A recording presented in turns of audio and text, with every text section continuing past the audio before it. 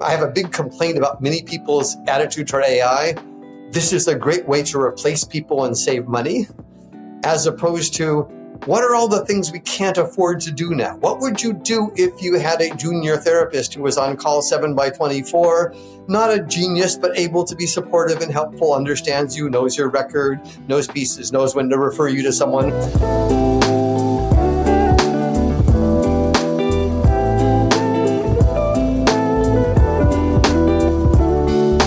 Hello, and welcome to Neural Compass, the Jiminy Health podcast. I'm Mark Jacobstein, your host.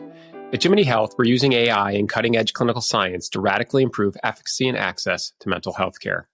We started Neural Compass to explore everything happening in our field, from psychology, genomics, and neuroscience to AI.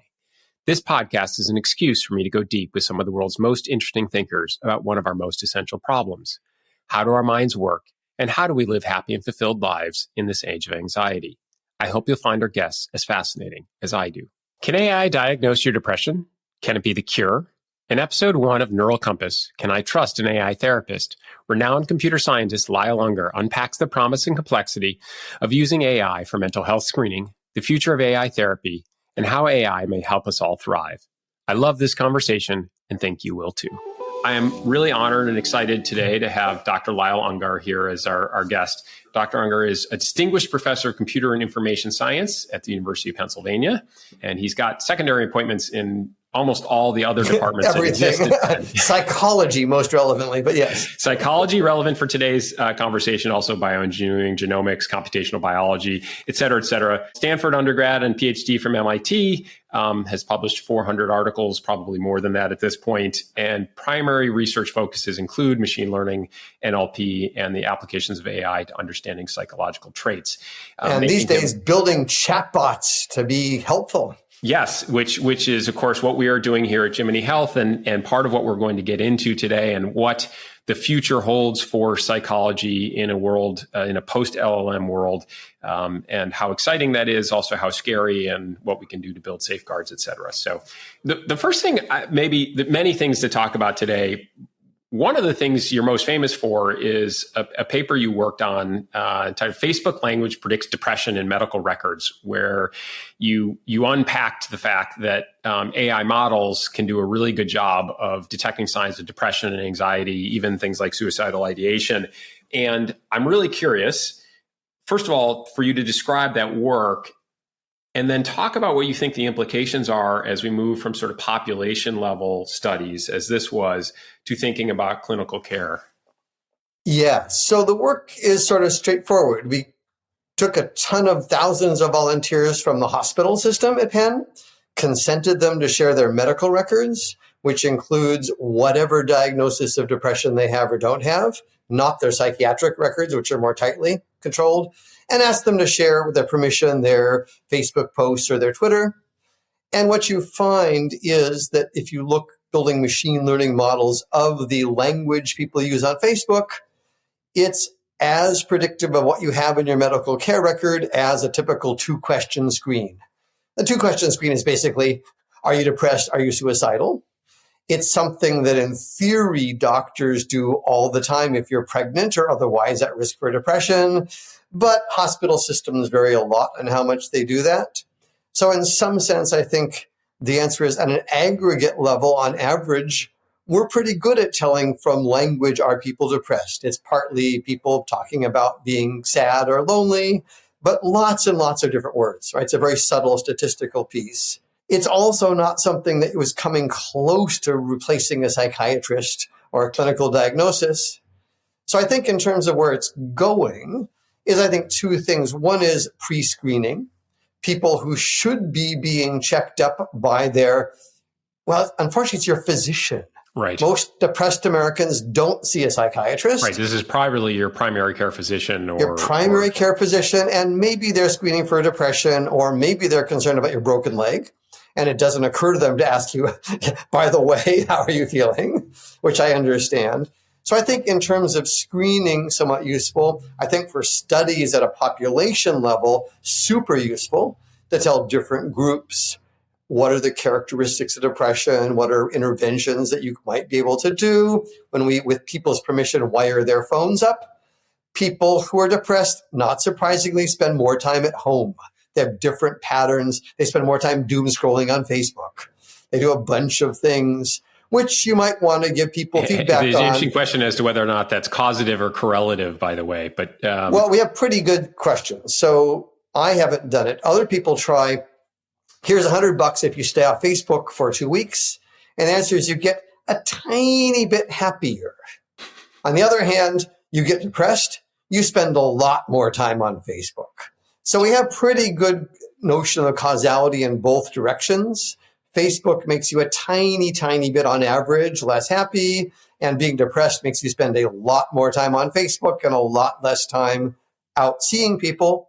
And by the way, one of the things that therapists, I'm not a psychiatrist, tell me is behavioral activation. Can I help you get out, call up a friend? I would love to have my phone notice, Lyle, you've been hanging around a lot watching YouTube.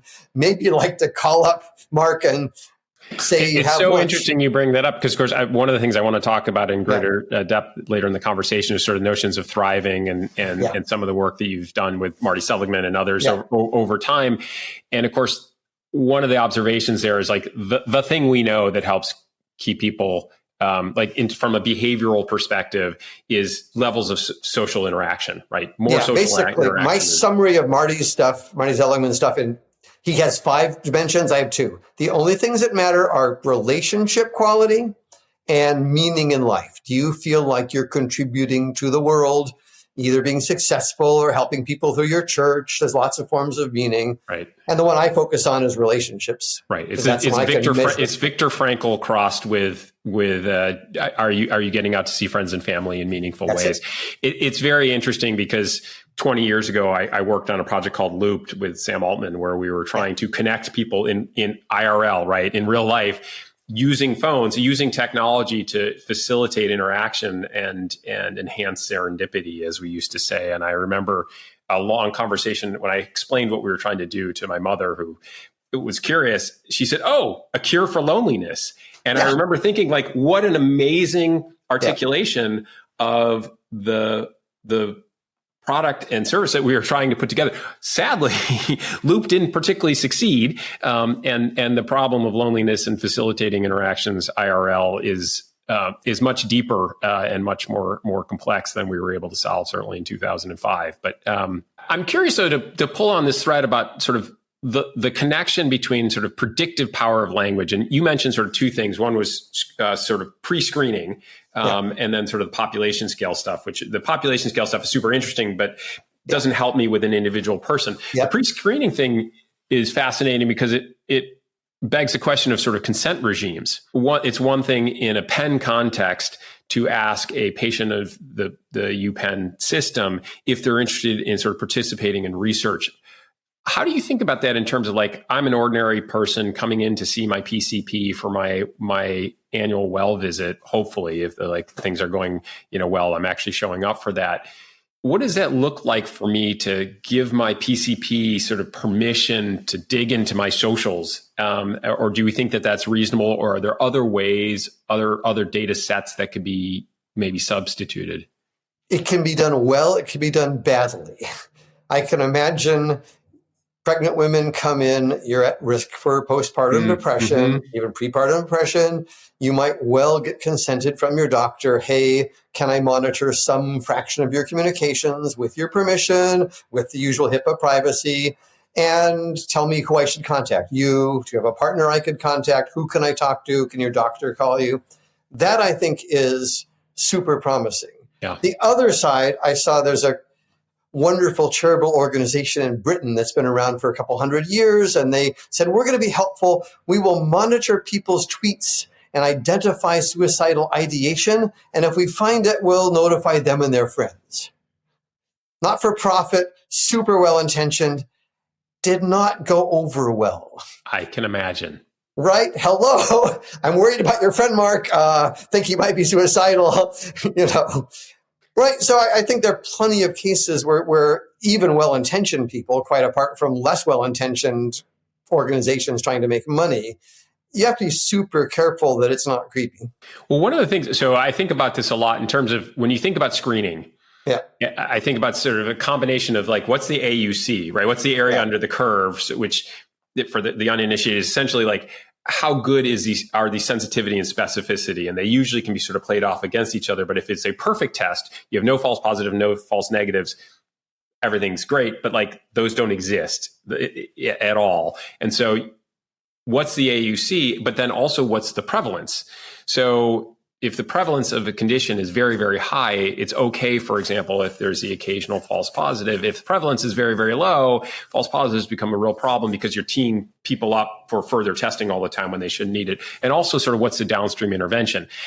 I love this idea of taking a population, pregnant women who are at risk potentially for pre and then postpartum depression, where the prevalence is much, much higher than in an ordinary population, and where their likelihood of agreeing to be consented is also probably much higher. And the standard of care is you should be being screened for depression. That's the standard protocol at my hospital. You're pregnant. We're supposed to be screening you. And now how often, when that happens, whether things get distracted.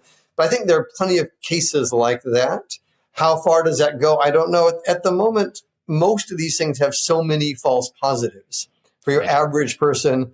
The other thing to realize is that depression is very much a continuum. The doctors view it as binary because either you get an SSRI or you don't get an SSRI. So in the medical world, you're either depressed or not depressed because you have treatment or not. But in the real world, we're all sitting on a continuum of being one place or the other. And sort of sometimes maybe it is useful to have some feedback of where you're sitting. Yeah, I think that's an interesting point, and probably a difference between maybe the way the psychiatrist sees the world and the way the psychologist sees the world, for example, where when I'm trying to cure you with words as a psychologist is really what I'm trying to do is take you from wherever you are to a place that's better. And that could be I'm very seriously depressed to I'm less seriously depressed. It could also be from like, I kind of got the blues to I'm somebody who's flourishing, and sort of any signal we can pull from language that is available to the therapist is hopefully useful. So one of the ways I think about this sort of work in a Jiminy context where we are building therapeutic solutions that include a human therapist and then also an AI agent we call Sage that is working hand in hand with the therapist is that the AI can be pulling signals from what you are saying and using research like your own to understand what word clouds are associated with depression versus thriving or flourishing, et cetera,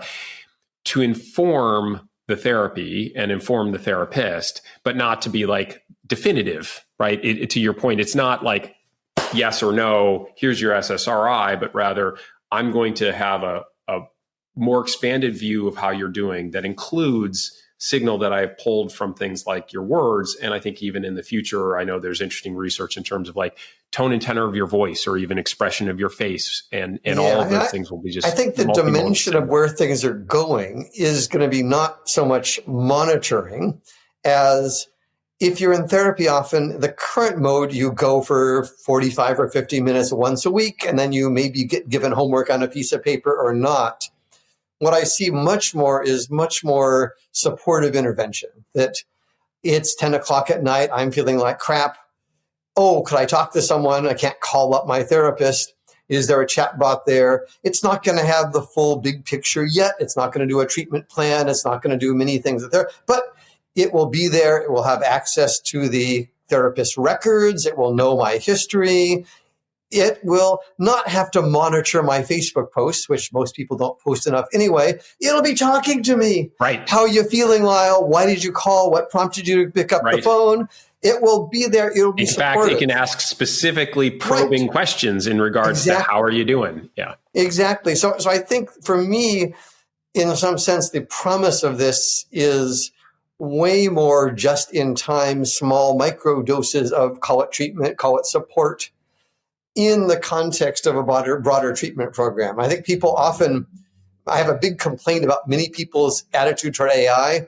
This is a great way to replace people and save money, as opposed to what are all the things we can't afford to do now? What would you do if you had a junior therapist who was on call 7/24, not a genius, but able to be supportive and helpful, understands you, knows your record, knows pieces, knows when to refer you to someone. If you really are suicidal, great. They'll connect someone. Right. Understands a crisis, but is also there in moment by moment. So a couple threads I want to pull on. So first of all, 100% agree. Part of the proposition of what we're trying to build is that there are 168 hours in a week. Yeah. So even if you have the world's best therapist and you go see them once a week for an hour, there's 167 other hours where you aren't getting feedback. You don't have them there for your panic attack or your bout of insomnia, but also you don't have them there for the kick in the pants or the pat on the back that you might need in order or the practicing, the working, right? Sort of pay attention to your emotions. Well, can I talk to the chat bot a little bit about my emotions? Maybe I could just write it down with a pencil and paper, but if somebody, a chat bot will talk to me, it's a little easier, a little more engagement, a little more help me to pull it out. Well, and I think this ties into a little bit of another subject I want to talk to you about, which I alluded to earlier, which was flourishing. Yeah.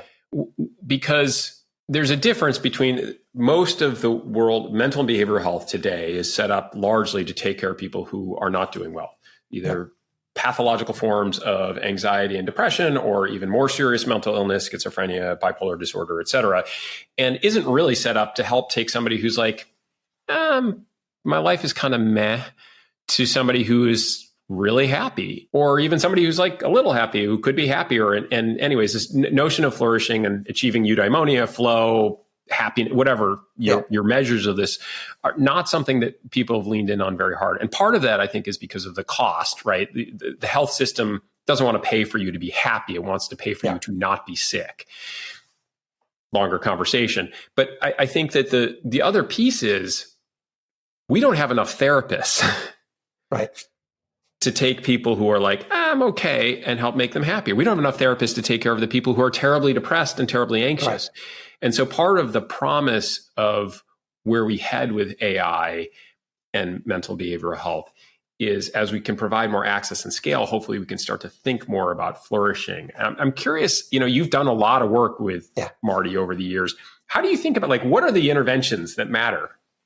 Yeah, so I sit in a positive psychology center at Penn with Marty Seligman and a bunch of other people. That's sort of my psychology piece. And by the way, to digress briefly, I get my funding from the National Institutes of Health that don't study health. They study cancer and heart disease. They study substance use disorder. They don't study happiness. They don't study well-being. It's the National Institute of Disease, yes. Right, exactly. It's just, I understand, sure, it's more important to save lives than to make people happy. But I agree that the money's not there. So what do I think matters? First of all, let me say how it is being addressed in the US, which is there's a huge rise of coaching. What coaching means, no one knows, unlike therapy, which is regulated. Yes. Right. So coaching is the Wild West. And in some sense, it's terrible because it's a crapshoot. And in some sense, it's great because there's lots of innovation in a way that it's very hard, as you will have noticed, to innovate in therapy. For somewhat good reasons, it's carefully regulated. But I think what people are turning to are coaches, life coaches, retirement coaches, all sorts of pieces there. I don't think we have a systematic practice. In therapy, we've got lots of cognitive behavioral therapy. We have protocols that are well tested and randomized. We have licensing, we have regulation. Right. Underpinning all of that, by the way, is we have reimbursement. Yeah, I mean, exactly. Right. Part of why coaching is the Wild West is you pay for it out of your own pocket. So caveat emptor, and I hope you find a good coach. Absolutely. And I think it means it's both awesome and horrible, really high variance. Yeah. But I think what we don't yet have in the coaching world is some of the techniques that come from the psychotherapy world, where they're actually validated, tested, studied, right? So I sort of, in my fantasy, picture this sort of merging where I could imagine a coach or a therapist that helps you to, okay, I'm feeling sort of lonely. I'm feeling a lack of meaning in my life. What should I do? Help coach you to find a job that's more meaningful, find a church or a synagogue that helps you. How do I follow through and call up someone for lunch just to reach out? So I think there are a bunch of interventions. The ones that are most studied in positive psychology are pretty trivial. Sit down each night and write down one thing you're grateful for. Mm-hmm. Find someone who shaped your life in a positive way, write them a letter thanking them, send it off to them. There are some interventions that are great. I love my favorite test. Here's $10 for you. Go spend it on yourself. Have a nice hour. Here's $10 for you. Go spend it on a friend. Have a nice hour. Come back. Who's happier? The one who spends it on the friend, right? That replicates. I've never seen that. So that's fascinating and wonderful. Right? And I think part of the secret is it works partly by fostering connection. Right. What I need is an AI that will suggest a good gift. I'm a terrible gift giver. I love the notion of giving gifts, and I can never think of a good gift. My wife is so good at it. And there are people, right? There are people who are genius gift givers, and like anyways. So that's a great use for an AI. Yeah. I love where you're heading with this, and one of the things I want to pull on here is this notion of like the flourishing life coach that's with you all the time, because there are it's moment by moment, right? So. Yeah. You said earlier that the things ultimately that matter are sort of depth of connection, relationships and meaning. What's interesting, of course, is though that gets unpacked into a variety of things, more complex things. It includes the other thing that actually is unsaid in there is physical health, right? So if you have if you're wrestling with a chronic disease, or lack of physical health and mobility can be a real challenge. Pain is just bad. Right. So you can other imagine things, losing your job, unemployment. I mean, there are plenty of things that really there's do sort of baseline suffering. stuff like, can I feed my family, et cetera. Yeah, exactly. So, but you can imagine service that gets to know you, that is involved with everything from helping you to do not just exercise, but exercise like that you enjoy with friends. This is my terrible admission as I turn 55 tomorrow and my like deeply into middle age is like, I'm now playing pickleball and like, okay, I'm a cliche. Young people play it too. It's okay. It's ludicrous, but like, it's actually great exercise and it's social. And I don't have very much time in my life. So if I can see my friends while I exercise, it's much more likely to happen. And that for me is incredibly important. Anyways, I can imagine a service that like helps with all of these different moment by moment decisions in your life. Yeah, I want one like that. I want one that has access to my calendar. Yep. And that pings me occasionally. How was that lunch? How was that pickleball? You liked it. Awesome. I notice it's not scheduled for next week. Yes. Maybe you want to reschedule the pickleball again because you just said you enjoyed it. So I'm curious though that I want to pull on this into sort of the next thing I was going to talk about, which was I heard this really interesting interview you did where you compared, somebody asked you about synthetic friends, which I thought was a great phrase for like the replicas of the world. I hadn't heard them called synthetic friends before. And you compared them to like a sugary treat, which is like, they're not bad. In fact, they have their uses, et cetera. They're not all bad, but they shouldn't replace our real friends, or, you know, our veggies and our protein, as it were, which I thought was really interesting perspective. Because I can imagine people being just like, no synthetic friends. What a terrible idea. Anyways, I'm curious how you think about, and if you've actually done any studying of sort of the impact of people interacting heavily with these AIs, because one of the things, the downside of a phenomenal AI that works with you, whether it is in hand with your therapist for dealing with your depression, or even in a flourishing context, is that there's this sort of notion that like you end up with sort of a dependency. And of course, in a therapeutic context, you don't want to be the compulsion. You certainly don't want to be addictive. So I want to be valuable, but I don't want to be like, so how do you think about that in terms of like synthetic friends and then sort of downstream therapy? Yeah. So first of all, there are lots of studies that show in the short term, talking to a chatbot is beneficial. It reduces loneliness for the average person. Heavy replica users, the synthetic friends who have gone through a divorce and are lonely, it does make you feel better in the short term. Interesting. And I don't think that's necessarily bad. I think there's plenty of times when you're hurting from the divorce and it's good to have some helpful person, even if they're not a person.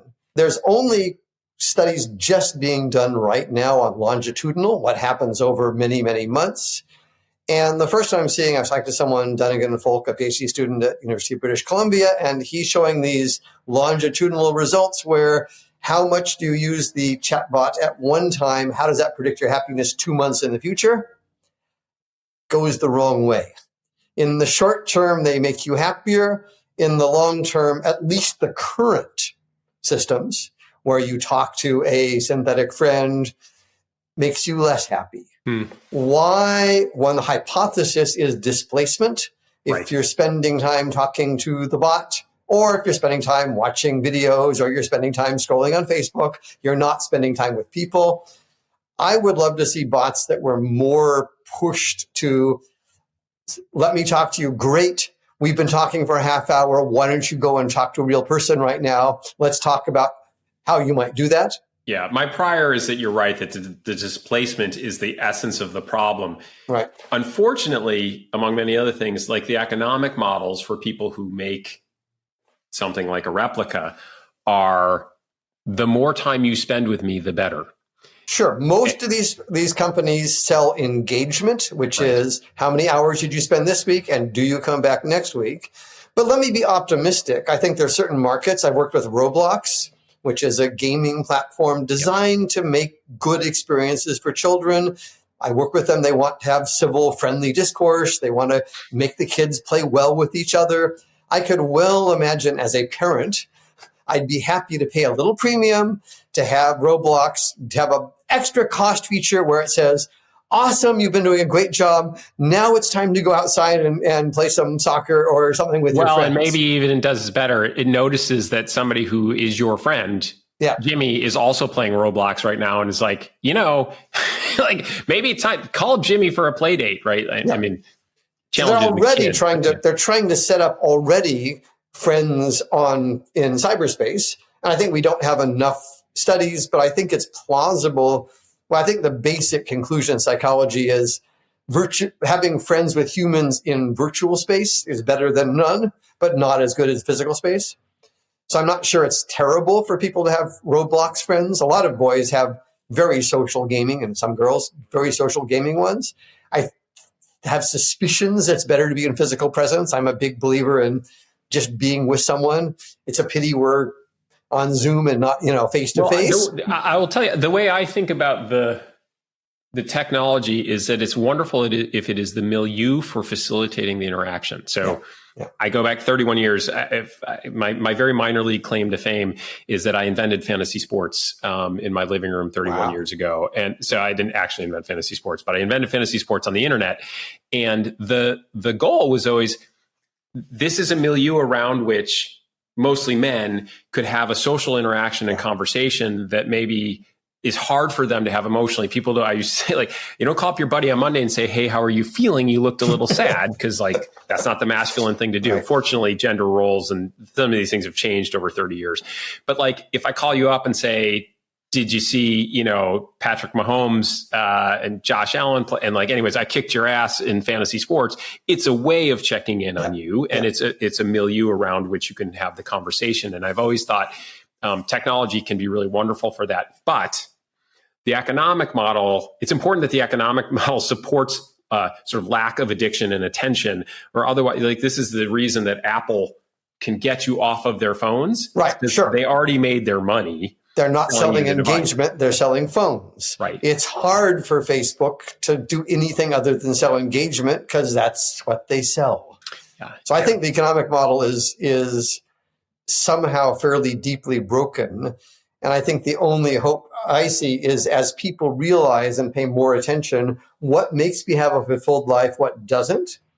I can imagine generations will be shifting more to saying, right, I actually like seeing people in person. It's satisfying. Or I like this virtual friend. This is really supportive, makes me better. But I think we do need to be much more conscious as consumers, not just, is this the cotton candy and Doritos of interactions? They're great. They're sweet. They're salty. They're wonderful. They melt in your mouth. I mean, I love, don't get me wrong, VR is fun.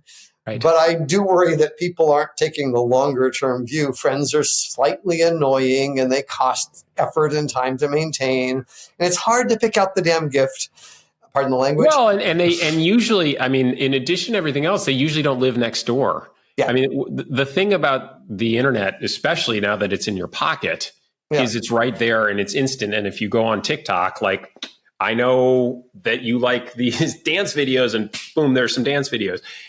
And going to see a friend, no matter how much you like them, generally requires some effort and getting over kind of escape velocity kind of. There's an activation energy, a barrier. I agree. And I think in my, again, hope that a supportive technology can help people better understand and consciously make these trade-offs. Yeah, and again, I'm not opposed to Doritos and cotton candy. I eat junk food. I think it's got a place in my life. Diet. It should be like it's just a mix. But I think we all are always trading off the short-term immediate rewards in life, right? Junk foods, and the longer term, what's our goals in terms of health and happiness. And there's not a right choice, but I wish we had more support in doing a more sensible choice of getting what we want. Well, I think that the good tools help us lash ourselves to the mast, as it were. Yeah, right. And I mean, I think it's been a long time since I saw this, but I think it's like the matching law, right? One of the things I remember about this was that there were studies that showed, in effect, like a pigeon will, if you give them choice A or B, and A is the right short-term choice and B is the right long-term choice, they will peck A. Yeah. But the problem is, you can offer up a Penn undergrad the same thing. You're like, okay, they're more intelligent. They'll figure this out. They'll do the right thing. And they're really only slightly better in terms of making the long-term choices. Even the kids who pass the marshmallow test, to conflate my psychological studies. Right? My sense is, though, that the tools and frameworks can help us with that. Yeah. Right. It's like when you have a personal trainer, you've already paid them a bunch of money, you show up to work out. Yeah. And I think that, and we can all sort of understand that there are useful frameworks for how I live my life. And then hopefully we can build tools. Now that we have LLMs, we can have those tools interacting with us in natural language that feels human. Hopefully you can drive towards behaviors that are healthier for people. I think it's true. And I think one of the questions is, what dimensions can LLMs, large language models, provide the motivation, where it's a coach like a trainer? And to what extent, where do we need actual humans? People react very differently. Yeah. If I say, Mark, you should do this, you're going to pay more attention to me and be more pissed if I'm critical for me as a person than if my chatbot gives the exact same words. Yeah. And there's a lot of these studies that chatbots write way more empathetic, nice messages than doctors do. But given the choice, people would rather have the less empathetic, my real doctor actually wrote it. So I think we don't yet know where in this whole process of supporting ourselves and building flourishing lives, where do we need human input, which is expensive, slow, rare, and sometimes paid like therapists, sometimes unpaid like friends. Where can we have synthetic chatbot input? That, I think, is a big research question for the next 5 years, both in my academic world and your commercial world, is what's the mix? Yeah, I am very curious, and I suspect there will be some generational differences between the sort of the digital natives, and now we will soon have sort of AI natives, as it were. Literally, my 3-year-old will walk up and ask Alexa to and just, she assumes that she's going to get an answer back. I have to explain to her that Amazon's AI isn't very good. Anyways, what a disaster. And there's fun differences. If you look at the average American versus Chinese person, how important is it that it be an animate person versus a more general technology? Americans really want things to be people in some sense, that we're a little more reluctant. If there was a case where Coco, there's an online peer-to-peer counseling system, used chatbots to help improve the messages, and a number of people got very bent out of shape, even though they were full disclosure, they weren't lying to anybody. How can you have a chatbot in the loop? It's no longer a genuine human sentiment anymore. And I think different cultures and individuals, different generations. I hadn't seen that study. That have people managed to unpack what are the sort of cultural reasons that in China a her-like experience was less shocking than it was in a U.S. context? It's unclear. One theory goes back all the way to Shinto versus Judeo-Christian backgrounds, in the sense of how important is it that people and gods be people? How much does animacy actually matter? How much is it?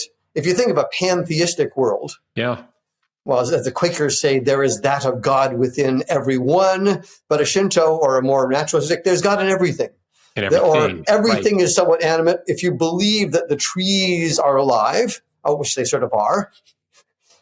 And I mean, the Christian tradition, Judeo-Christian, is trees don't have souls. The trees don't have souls, right? Humans are unique. And it's not even a continuum. It's not like dolphins kind of have a soul. Not as much as lots a human, of arguments. Does my dog have a ant. soul was a big argument in the 17th century, and the answer seemed to be no. Right? Yeah. But now if you think about a world where for thousands of years people have thought that everything is somewhat animate, then whether it's a tree or a chatbot, it's somewhat animate. It has more, I don't really want to use the word soul, but I sort of do. The funny thing is, I'm not a particularly religious person, and no technology has ever felt alive to me before. I will say, particularly as we've moved now into like the reasoning models of LLMs and the convergent evolution in terms of the way that we are building the most advanced AIs and the way that our minds seem to actually work, it is harder and harder to think, like, maybe not yet, but eventually these things will have souls in regards to, like, depending on what you mean by that. But in terms of like consciousness appears to be an emergent phenomenon, and I don't know that we're that far from it emerging, et cetera. So anyways. Yeah, I'm taking the other side, but at some level, I'm more of an engineer. I don't care if it has a soul or consciousness. I think for me, but I think people differ radically. Sure. Does it behave as if it's feeling? When I talk with voice mode to a modern voice bot, it's way more engaging than if I'm texting. Sure. I'm of a generation where I did not grow up texting. I text now. I have a daughter. Yeah, of course I text, but everyone does. But when I get in a conversation and we can interrupt each other, and I mean me and the voice bot, it really feels very different. Yeah. And I don't think it has consciousness or a soul, but maybe I should be Chinese. I don't actually care. It behaves closely enough that I can get into the conversation. Yeah, that's fascinating. So another sort of different tack here. You've done a lot of thinking about LLMs and safety. And one of the things I've heard you say, and I really appreciate and admire this, is that like the alignment problem isn't just we don't want the LLMs to do harm.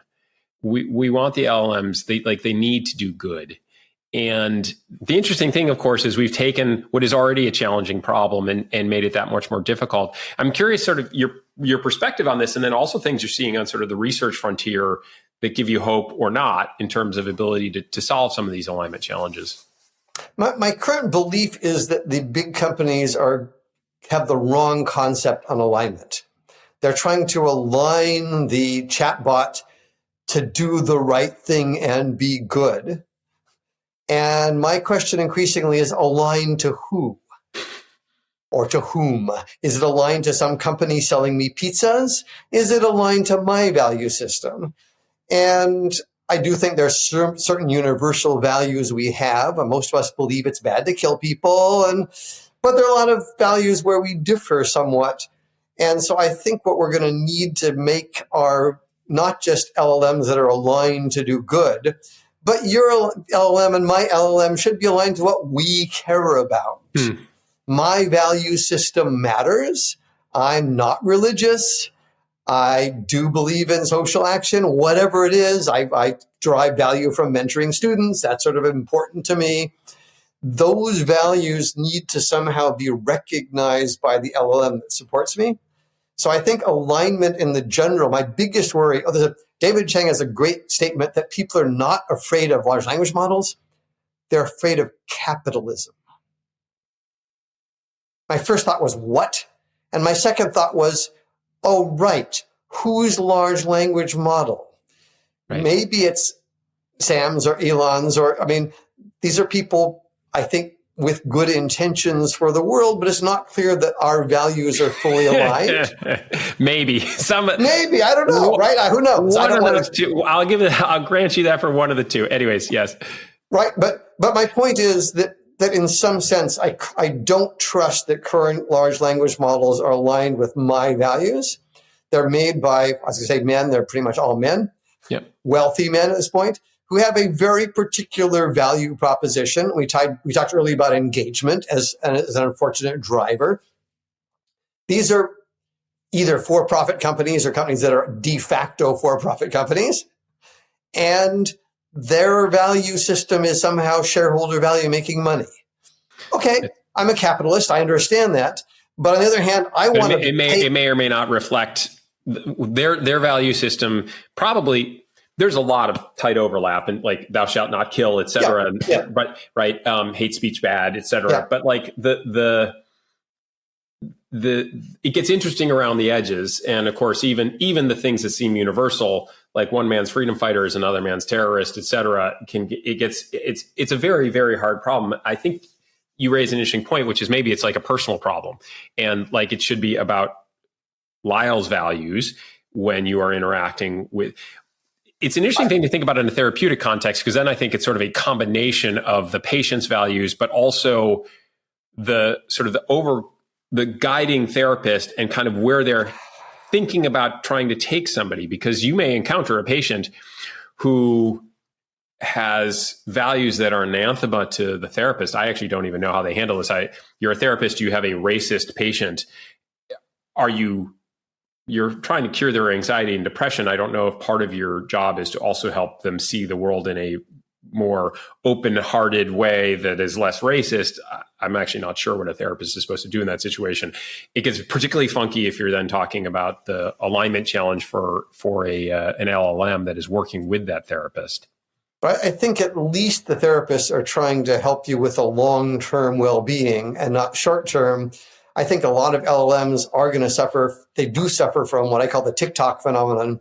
They're designed to maximize engagement, to give you the most agreeable answer that will make you happy in the moment, right? They're reinforcement learning from human feedback. They're trained, give me an answer I'll like. Therapists sometimes give you answers you like, and sometimes therapists give answers that the patient doesn't like because that's better for you. Your friends do that sometimes too. And I think funny. We're not that is making the LMs. canonical example that I use, Lyle. When people ask me about what we're doing in Jiminy and like why it's difficult to make a really well done, safe and effective LLM powered therapy AI, the example I use is that LLMs are the ultimate, autocompletes. Yeah. In way, like they're going to tell you what you want to hear and complete your thought. They're trained to be yes men, which is sort of precisely what you are not doing typically in like a CBT context, where in fact what I want you to do is challenge your own thoughts. It's more than just like a prompting challenge. Yeah, absolutely. So I know we're gonna bump up against time here. First of all, thank you so much. This has been a fascinating conversation, and I would love to go further. I have one last question that I ask all our guests, which is there one piece of media that you are consuming these days? Could be a blog, could be a podcast, could be a book you just read, a show you're watching that you think is particularly interesting for people who are interested in what's happening in AI, behavioral mental health, and or the intersection thereof. No, things are very distributed. I will make my sales pitch that the one movie that still remains the most accurate depiction of AI ever is Her. And I know Sam Altman sort of believes Scarlett Johansson has that same sort of piece there. I think just think of AI in that sort of form as this friendly, helpful voice that in the end may or may not care that much about you in its typical instantiation, is a way that's useful to see it. It's not going to be the Terminator. It's not going to be these weird things. It's your operating system being someone that you might even fall in love with. Yeah, certainly better that than the Terminator or some Philip K. Dick version of dystopian future. Well, thank you, Lyle. This was so much fun. Really appreciate the work that you're doing and look forward to subsequent conversations. And thanks again. Yes, thank you. Thanks for listening to Neural Compass, the Jiminy podcast. If today's conversation sparked something for you, explore more at jiminyhealth.com or follow us on Instagram, YouTube, and LinkedIn. At Jiminy, we're building the future of mental health care with effective, safe, AI-enabled continuous care. See you next time.